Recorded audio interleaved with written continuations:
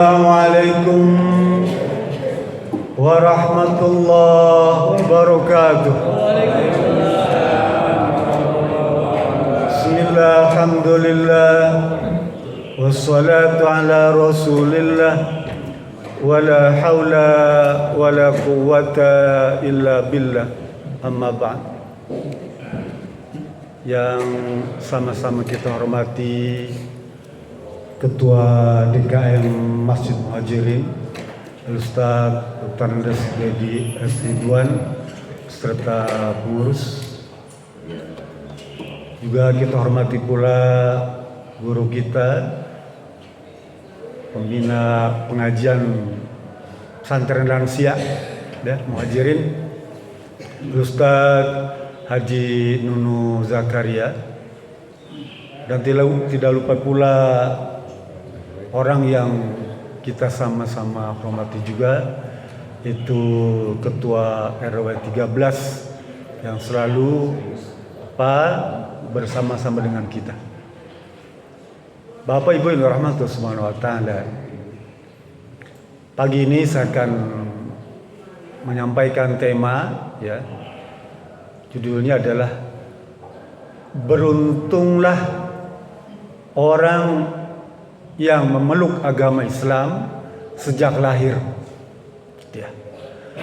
Saya sengaja ini karena saya ingin mengutip satu hadis saja yang bisa Bapak Ibu jumpai di Sunan Imam Ahmad, ya, Imam Ahmad bin Hambal. Dulu nyebutnya Imam Hambali, tapi sekarang ini disebutnya dikompliti namanya Imam Ahmad bin Hambal. Ya. Orang-orang Saudi Arabia itu dia wajib menggunakan mazhab Imam Hambali, ya. Gak boleh ada mazhab yang lain, ya. Negara maksudnya, negara mewajibkan seluruh rakyatnya menggunakan mazhab Imam Ahmad bin Hambal. Kalau Indonesia enggak, bebas. Malaysia dia wajib bermazhab Syafi'i, ya. Jadi beberapa negara memang ada kewajiban yang diatur oleh negara. Seperti misalnya India Selatan itu, Pakistan, Afghanistan itu, Bangladesh, India sebagian, dia bermazhab Hanafi, ya. Jadi kalau misalnya Bapak pergi ke sana akan berbeda tata cara ibadah, ya. Tata cara ibadah. Tapi tidak semua. Misalnya ada yang takbirnya itu angkat tangannya, ada yang enggak. Ada yang sidakap, ada yang enggak gitu ya. Ada yang kunut, ada yang enggak. Ada yang gerak-gerak taharuk, ada yang enggak. Gitu aja. Artinya apa? Itu cuma furu. Ya, furu'nya aja, bukan usul. Ini Bapak jangan kaget kalau nanti pergi ke Mekah ibadah haji atau umroh, Bapak kan jumpai itu macam-macam tata cara ibadah. Tapi semuanya sama. Semuanya merujuk pada hadis dan Al-Qur'an. Supaya jangan kok beda. Enggak. Dia punya rujukan, ya. Ada Al-Qur'an, ada hadisnya. Sehingga kita juga kadang-kadang suka kepo juga. Ketika di Indonesia ada perbedaan, kita ngaku beda orangnya, dia bilang tuh ya. Beda cara ibadahnya, ya. Lalu kita kemudian punya pretensi macam-macam tuh. Padahal ketika tidak Arab umroh haji itu ya begitu banyak perbedaan, kita nggak pernah komentar, ya, nggak pernah komentar tuh ya. Tapi kalau di dalam negeri, di kita satu masjid misalnya, satu kampung ada beda komentar, gitu ya. Saya teruskan. Jadi hadis ini disampaikan dari Sayyidina Ali, ya. Kata Sayyidina Ali, jama'a Rasulullah sallallahu alaihi wasallam auda'a Bani Abdul Muttalib fihi rahtum wa kullum jas'a wa yashrubul faraq fasana alau muddam, ya, minat ta'am fakaluhu hatta syabi'a fabaqiya minat ta'am ka'annahum la yamassa, ya. Wada'am bil ghamar fayashrabu hatta rawaw fabaqiya minas syarab ka'annama lam yushrab. Faqala Nabi sallallahu alaihi wasallam, ya Bani Abdul Muttalib, inni bu'istu lakum khassah wa ilan nasi bi ammah. Qad ra'aitum min hadhil ayah ma ra'aitu. Ayyukum ayyubayi'uni an akuna akhi aw sahibi. Faqala Ali falam akum ilahi ahadun wa kumtu min asgharil qaum wa kullu ana ya Rasulullah. Faqala Nabi ijlis. Faqala Nabi sallallahu alaihi wasallam salasa marrah wa kumtu ilahi wa ana min asgharil qaum. Qala Nabi sallallahu alaihi wasallam ijlis. Atau kama qala, hadis sahih riwayat Imam Ahmad. Kata Sayyidina Ali, Pak, suatu kali hadis ini di Mekah, Pak, ya, masih periode Makkiyah, sebelum hijrah ke Madinah. Jadi Sayyidina Ali pun masih kecil, belum dewasa. Kata Sayyidina Ali, suatu kali Rasulullah SAW itu mengumpulkan seluruh keluarga Bani Abdul Muttalib tuh, ya, keluarga Rasulullah. Kan ini Bani Hashim. Abdul Muttalib itu adalah kakeknya, kakek Rasul, Muhammad bin Abdullah bin Abdul Muttalib, ya. Ada Abi Thalib, ada Abu Lahab, ada Abu Jahal, ada Ibnu Abbas. Itu semua saudaranya Nabi, paman Nabi semua. Ada Hamzah, paman Nabi semua tuh, dia paman. Dikumpulkan oleh Nabi Muhammad SAW, dia kata Sayyidina Ali, fihim rukhtum, sekitar hampir lebih dari 10 orang. Kemudian setelah kumpul, Rasul keluarkan tuh bakakak, kambing, ya, kambing guling. Kalau itu kambing guling bukan ya? Keluar kambing guling. Dan minuman. Kalau Bapak Ibu pernah ke Mekah suka pulang bawa cerek warna kuningan tuh ya, teh kuningan tuh ya, yang gede tuh ya. Kalau itu teko itu mungkin isinya teh kali atau kopi, wallahu alam, tuh diterangkan di hadis. Keluarkan itu, terus ambil ini, Pak, kayak semacam bukan nasi ya, mungkin sana gandum udah dibikin kayak roti gitu ya. Itu dia cuma bikin 1 liter, Pak. 1 mud gandum dibikin makanan kayak roti Fatimah ya.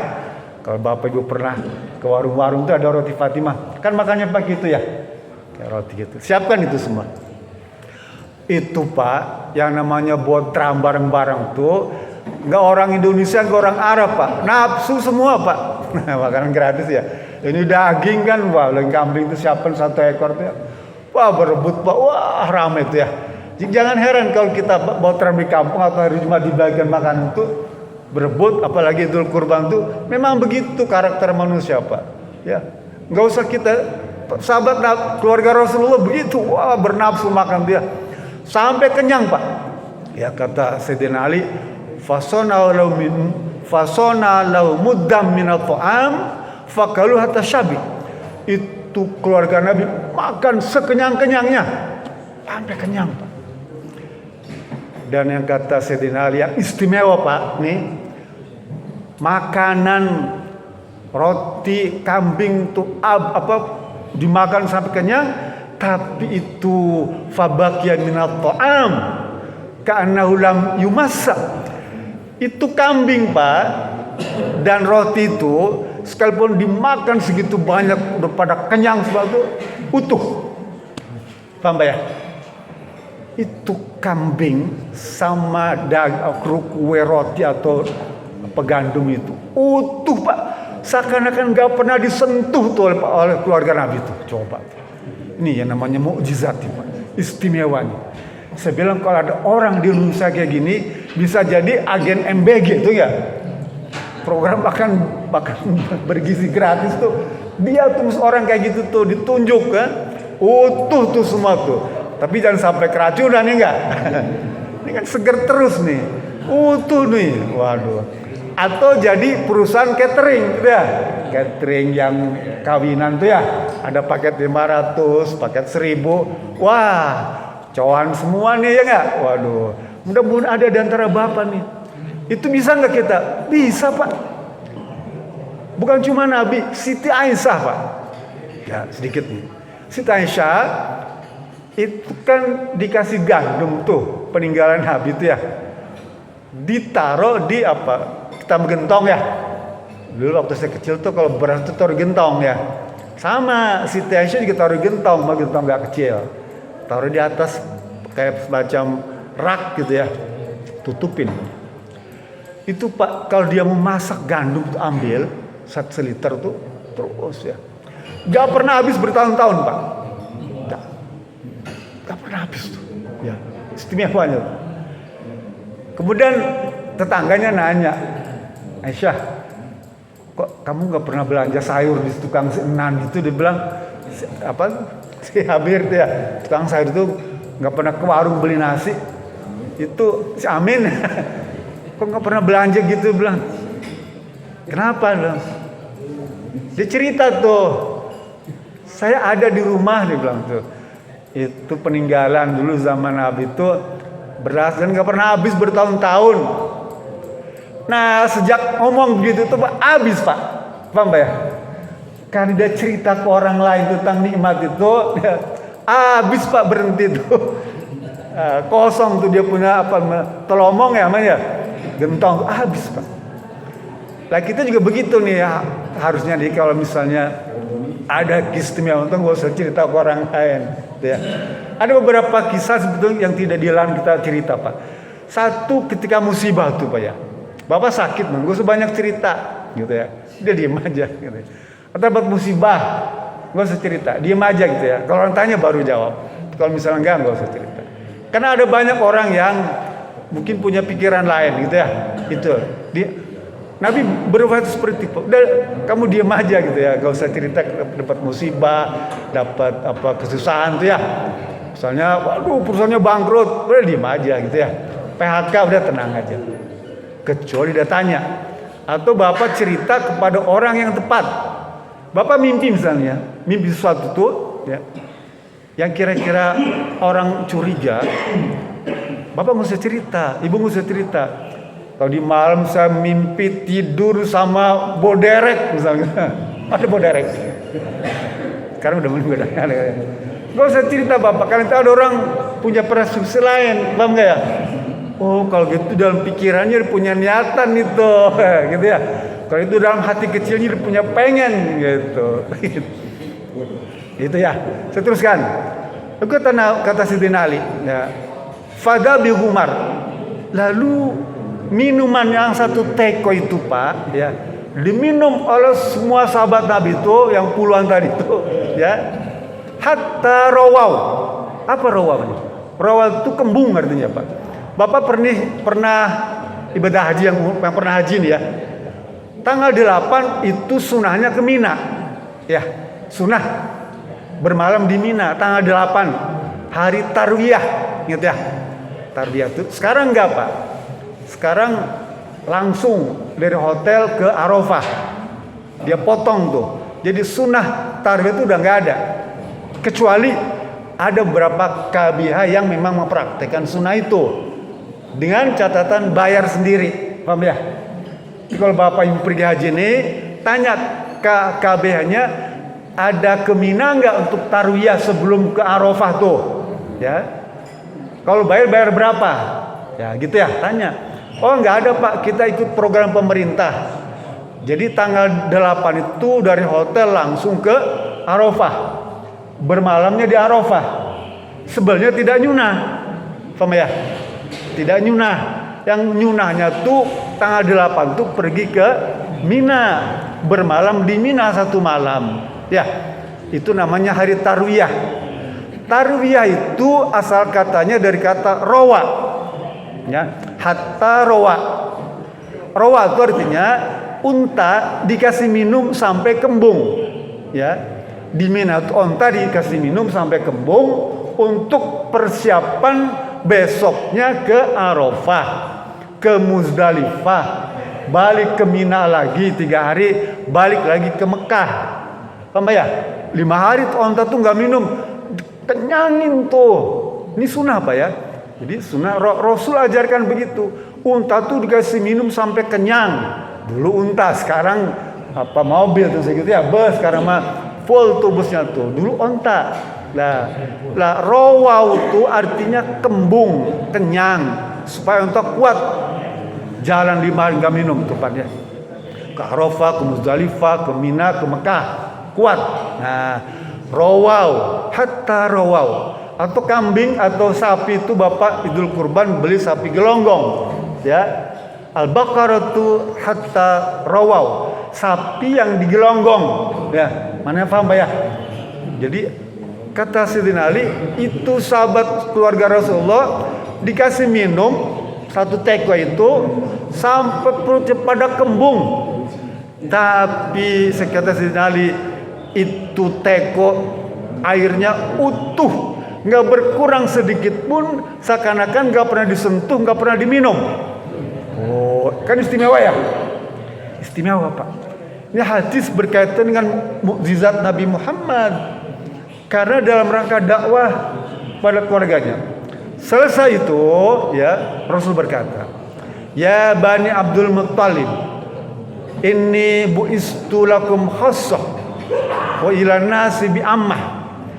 Ya keluarga Bani Muttalib, saudara-saudaraku, kata Rasul bilang ini, saya ini diutus oleh Allah untuk kalian, untuk keluarga, ya khususnya. Saya diutus khususnya untuk kalian, Bani Abdul Muttalib. Tapi secara umum untuk seluruh manusia. Paham ya? Jadi Nabi Muhammad diutus khusus buat keluarga Bani Abdul Muttalib. Tapi umumnya untuk kita semua, untuk manusia. Ya. Lalu kata Rasul bilang, setelah kalian ya menyaksikan tanda-tanda kebesaran Allah berupa mukjizat tadi tuh, ya, yang makanan yang nggak habis tuh utuh tuh, itu mukjizat Allah tunjukkan untuk kalian dan untukku, ya. Setelah kalian menyaksikan itu, ya, kira-kira mau nggak di antara kalian ini, atau ada nggak di antara kalian yang mau ikut aku, ikut Islam, ya, ikut Allah, ikut Rasulullah, ikut syariat Islam, ikut berjuang, ikut dakwah Nabi, ya, ikut dakwah. Mau nggak di antara kalian ini, saudara-saudaraku ini, ya, ikut saya, berbayat kepada saya untuk mendakwahkan Islam, untuk menyebarkan Islam, untuk mengajarkan syariat Islam. Kata Sayyidina Ali, ya, nggak ada satupun dari saudara Nabi itu yang ikut Rasulullah, nggak mau satupun. Coba, saudara Nabi ini Pak, ya, paman, bibi, keponakan, tuh sepupu, nggak ada satupun yang mau ikut Rasulullah SAW. Coba, kalau kita diajak dakwah oleh orang ustadz, kita nolak, pantas lah, ya kan dia. Siapa sih Pak Adam, nggak ada ini, dia bukan apa-apa, dan nggak ada mukjizat kan bagi saya kan. Saya bisa tunjukkan kepada saudara-saudara mukjizat yang menjadi keistimewaan kan. Ini Nabi ada mukjizat di depan mereka, nggak mau Pak saudara Nabi itu Pak. Nih yang namanya orang Arab nih Pak ya, jangan kira Arab itu bagus semua. Wah, bedegong benar Pak, ya, luar biasa Pak, nggak ada yang mau. Kata Ali, wa kuntu min asgharil qaum wa qultu ana ya Rasulullah. Cuma Sayyidina Ali yang berdiri itu Pak. Sayyidina Ali berdiri, saya Rasulullah yang akan bantu engkau, yang akan menyebarkan Islam, yang akan menyebarkan syariat Islam, yang menyebarkan hukum Islam. Saya Rasulullah. Apa Rasul bilang? Anta ijlis, kamu duduk, kamu masih kecil. Masih kecil Pak, baru 5-10 tahun, nggak sampai 10 tahun, ya. Masih kecil. Kamu duduk, kamu anak kecil. Rasul ngomong lagi Pak, siapa di antara kalian yang mau bantu saya, ikut saya masuk Islam, dakwah, berjuang, berjihad? Nggak ada satupun. Sampai 3 kali Rasul ngomong begitu, dan Sayyidina Ali setiap kali ngomong begitu dia berdiri. Aneh Rasulullah. Setiap kali Rasul ngacung, kata Rasul, kamu masih kecil, nggak usah. Apa yang Rasul lakukan? Marah Pak. Marahnya Nabi itu gitu, sampai brengsek dibilang gitu. Kalau kan brengsek gitu. Waduh. Pak, dari hadis ini Pak, pelajaran kita bisa petik apa? Ternyata untuk dapat hidayah itu mahal Pak. Mahal. Hidayah itu mahal Pak. Tidak bisa diberikan kepada setiap orang. Lah, keluarga Nabi itu kan orang dekat dengan Rasulullah. Ya. Dia ngerti bahasa Arab. Dia tinggal menghadap Ka'bah rumahnya. Lingkungannya Ka'bah. Kalau ada wahyu ilahi, nggak perlu pakai terjemahan, nggak perlu pakai tafsir, gitu kan ya. Kalau saya masih pakai terjemahan Pak. Sekarang ada Google kan ya. Apa Google Translate kan enak ya. Quran langsung keluar tuh translate-nya. Enak sekarang Pak, fasilitas lebih gampang. Dia belajar agama ini gampang. Ada Google Translate. Bapak ngomong sama orang Cina nggak ngerti, hidupin tuh Google Translate tuh. Langsung ngomong, Cina li, Wufu Yansu Sifani. Ini Pak Tekong Itu bisa Pak. Sekarang sama orang Cina kayak gitu ya. Xiao Ce, kalau cewek cantik tuh ya. Dulu zaman kuliah gitu Pak. Kalau mahasiswa orang Cina, saya godain tuh kan ya. Xiao Ce, Yu Cina. Dulu nggak ada Google Translate. Hafal aja. Artinya, hey, nona manis gitu ya. Mau kemana nih gitu ya. Gitu ya. Bukan sih ya. Mau nonton ya, ikut dong gitu. Bufo yang Sifani. Aku seneng deh, tertarik sama gaya kamu. Marah tuh. Orang Cina kalau kita bisa bahasa Cina dia mengambak kan ya. Ini Pantai Kong kamu kurang ajar ya. Gitu. Saya teruskan. Jadi hidayah ini mahal Pak. Orang Arab bisa bahasa Arab langsung. Tapi tetap yang namanya hidayah kalau belum datang gak akan bisa Pak. Ya, gak akan bisa. Itu yang kata Allah dalam surat Al-Qasas ayat 56. Ya, Allah berfirman, "Innaka la tahdi man ahbabta, walakinallaha yahdi may yasha." Allah tegur tuh kepada Rasulullah SAW. Ya Muhammad, ya Rasulullah, sesungguhnya kamu itu tidak punya hak untuk memberi hidayah kepada orang-orang tuh, sekalipun itu saudara kamu. Paham Pak? Saya dakwah sampai bebusa nih Pak, Ustadz nih bebusa, ajak keluarga untuk sholat saja misalnya. Kalau belum dapat hidayah, gak akan pernah sholat Pak.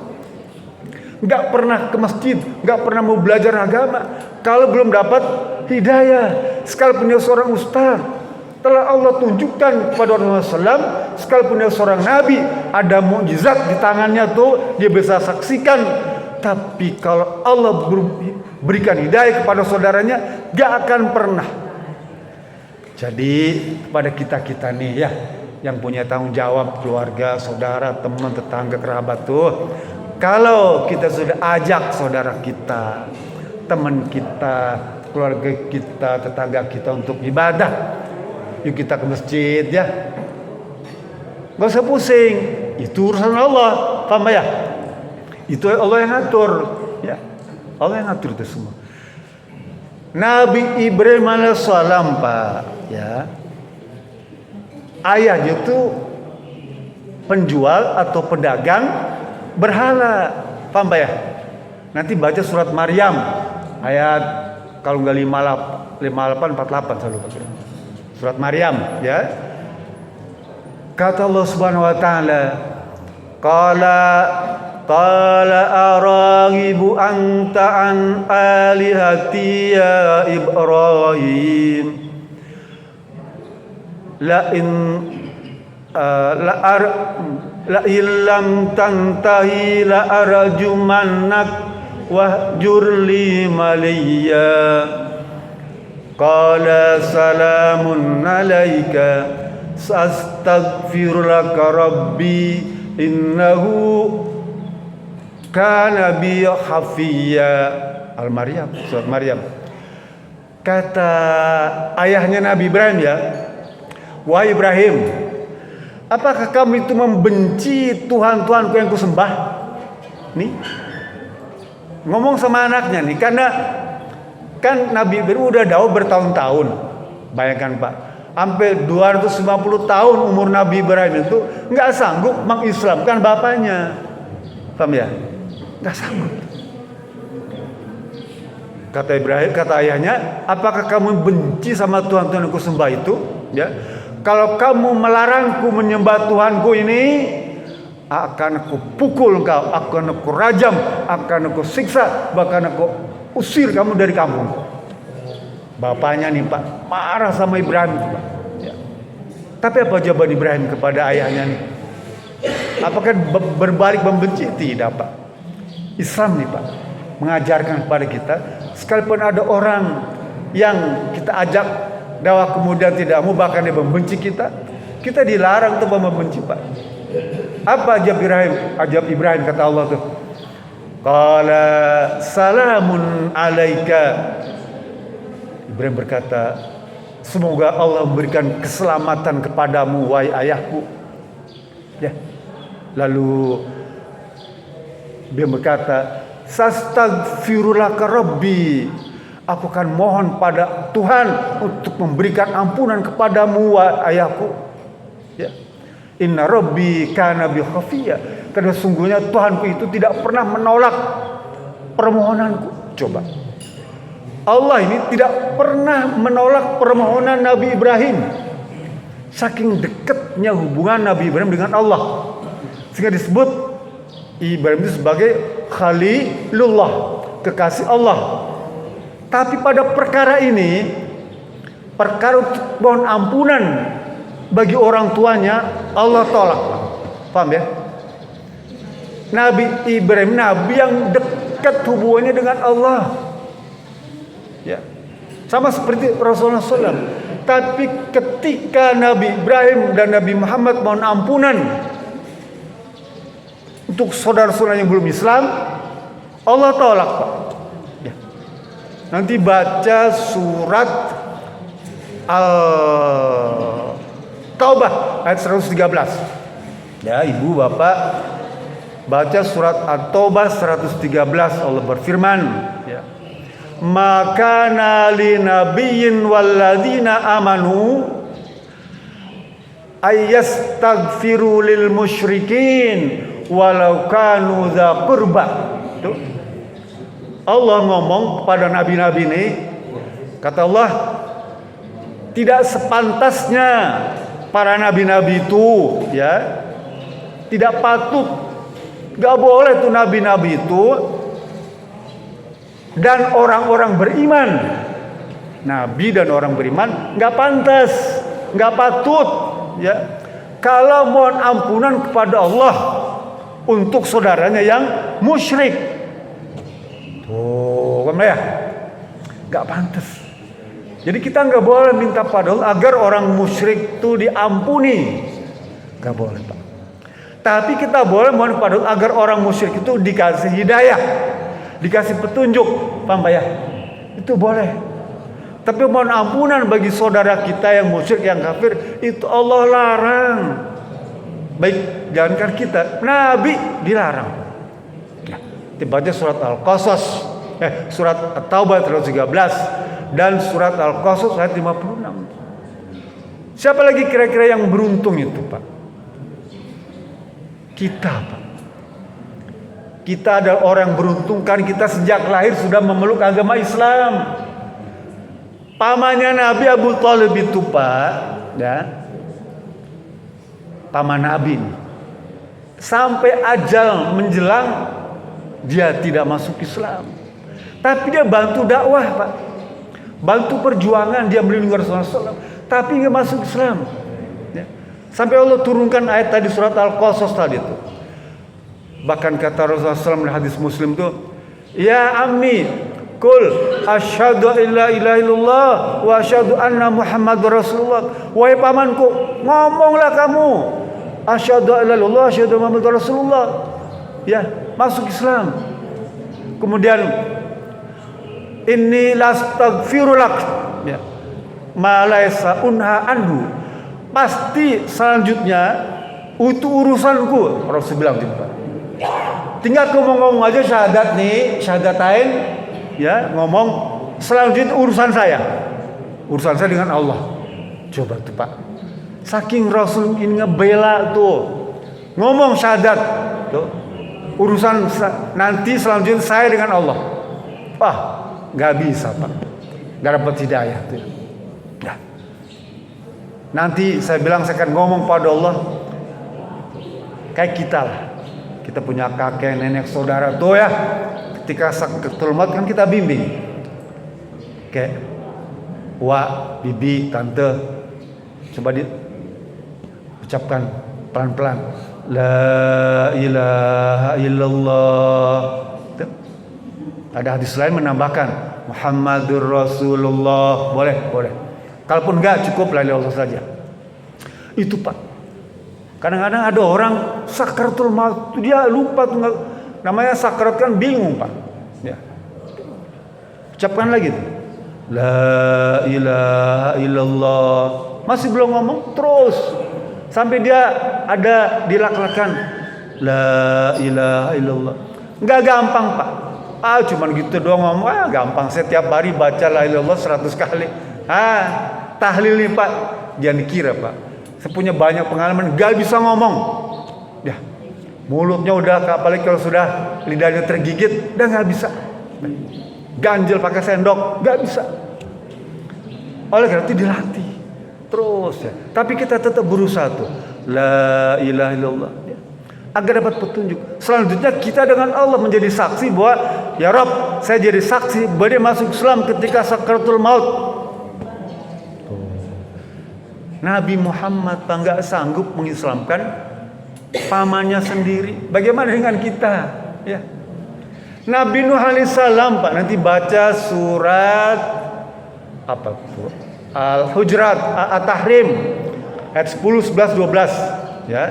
At-Tahrim, kisah Nabi Nuh alaihissalam 950 tahun dia dakwah Pak. Berapa dakwahnya nih? 950 tahun tidak sanggup mengislamkan anak dan istrinya. Ya. Jadi kalau bapak punya istri masih badung, nakal gitu ya, jangan heran. Nabi Nuh, ya, Nabi Lut, gitu. Bukan waktu yang kita umur 100 tahun, udah hebat ya. Amin gitu ya. Nabi Nuh 950 tahun, istri sama anaknya gak mau masuk Islam. Nanti baca surat At-Tahrim ayat 10. Daraballahu masalan lilladzina kafaru imra'ata Nuh wa imra'ata Lutin kanata tahta abdaini min ibadina salihin fakhanatahuma falam yughniya anhuma minallahi syai'an wa qila dkhulan nar ma'ad dakhilin. Kata Allah memberikan perumpamaan kepada istri Nabi Nuh dan Nabi Lut yang tetap kafir. Padahal dia itu istri dari hamba-hambaku yang soleh, tapi dia berkhianat kepada suaminya, kepada Allah. Apa yang Allah lakukan? Wakilat khalnar, akan kemasukan mereka ke dalam neraka selama-lamanya. Gak bisa ditolong. Nabi Nuh gak bisa nolong istrinya tuh. Nabi Lut gak bisa nolong istrinya. Ya. Jadi kalau kita misalnya punya keluarga, teman, kerabat, ajak Pak. Sekali gak mau, ulang lagi. Sekali gak mau, ulang lagi. Mungkin bukan masuk Islam kalau sekarang kan. Sholat saja. Ajak sholat. Ajak ngaji. Ajak baca Quran, ajak baca sholawat, ajak zikir, ajak silaturahmi, ajak nengok saudara ke kampung tuh, ajak ziarah, ajak sodakoh, ajak berinfak, ajak berzakat. Kan itu semua Pak, kalau tanpa hidayah, dah kan Pak. Ya, teman saya ngomong sama istrinya, "Mah, saya dapat hidayah," dia bilang mimpi. Apa hidayahnya? Suruh kawin lagi. Datang dia gitu ke pacarnya tuh, dia ngomong, "Neng, berakit-rakit ke hulu, berenang-renang ke tepian. Tadi malam saya dapat hidayah apa? Kita suruh buru-buru pergi ke penghulu daripada Neng tidur sendirian." Itu bukan hidayah namanya itu. Sekalipun ibadah juga ya, tapi itu bukan. Nah, Nabi Nuh alaihissalam, Nabi Lut itu begitu, Pak. Tapi jangan kaget, Pak. Nanti baca ayat 11-nya ya, atau 12 tuh. Allah berfirman, masih surat Al-Tahrim. Allah berfirman apa tuh? Wa daraballahu masalan lilladzina amanu imra'ata fir'aun. Ya. إذ قالت رب ابن لي عندك بيتا في الجنة ونجني من فرعون وعمله ونجني من القوم الظالمين. Istrinya Fir'aun, siapa namanya Bu? Siti Asia, ya, istri Fir'aun. Salah satu kan, istrinya banyak, Pak. Zaman dulu raja istrinya 1000, Pak. 1000, bukan angka kecil. Para selir itu jumlahnya 1000. Memang dibolehkan pada waktu itu, ya. Sekarang nggak boleh. Jadi salah satu istri Fir'aun itu namanya Siti Asia. Ya. Suaminya orang jahat. Kan gak ada di muka bumi orang paling jahat siapa? Fir'aun. Udah paling nggak ada lah, udah paling hebat kejahatannya tuh. Ya. Nyaingin Tuhan, nyaingin Allah. Bukan kecil-kecil kejahatannya, nyaingin Allah, saya Tuhan, ya gitu ya, luar biasa kan. Tapi istrinya, kata Allah nih, dia termasuk orang yang solihah. Tuh, jadi kalau ibu punya suami, mohon maaf Bu ya, atau siapa punya suami badung, ya sabar ya. Suaminya nakal, gak pernah ke masjid, gak pernah sholat, gak pernah sedekah, gak pernah zakat, infak. Diajak pulang kampung silaturahmi lebaran gak mau, ya. Diajak nyumbang Pak RT PRW sumbangan, ya, kerja bakti gak mau. Tuh. Jangan kaget, dulu Siti Asia tuh suaminya begitu, ya, jahat. Tapi tetap kita berdoa pada Allah supaya suami ibu itu, keluarga ibu itu dapat hidayah dari Allah, sehingga dia mau sholat berjamaah, mau ke masjid, mau zakat, mau silaturahim, ya, mau kerja bakti dengan tetangga, mau menyantuni anak yatim, mau menafkahi keluarga, itu. Jadi doanya jangan yang jauh-jauh. Kenapa? Kan kita sudah Islam. Kita sejak lahir sudah Islam. Tiba-tiba tuh hari ke-7 Pak Ustadz datang, ya, akekah. Begitu brojol, si bapaknya kasih azan, ya, kakeknya kasih kamat terakhir kan, otomatis jadi Islam. Itu tuh cuma bisa dapatkan kalau keluarganya Muslim. Kalau nggak bisa, Pak. Oleh karena itu, siapa yang beruntung?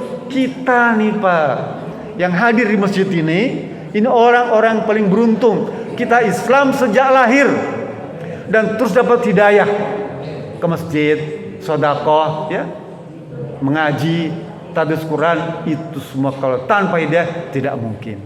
Oleh itu patut kita syukuri pada Allah Subhanahu wa taala. Bagaimana cara mensyukurinya? Istiqamah. Terus, ya, terus. Gak usah banyak-banyak sholat itu ya. Ya 2 rakaat, witir 1 rakaat, ngaji 1 lembar, dah itu cukup aja. Rutin ya. Rasul bilang, khairu amalukum adomun qala. Sebaik-baik amal yang rutin sekalipun sedikit. Itu saja. Mudah-mudahan ada guna manfaatnya. Lebih kurang mohon maaf. Bila bisa berilah. Assalamualaikum warahmatullahi wabarakatuh.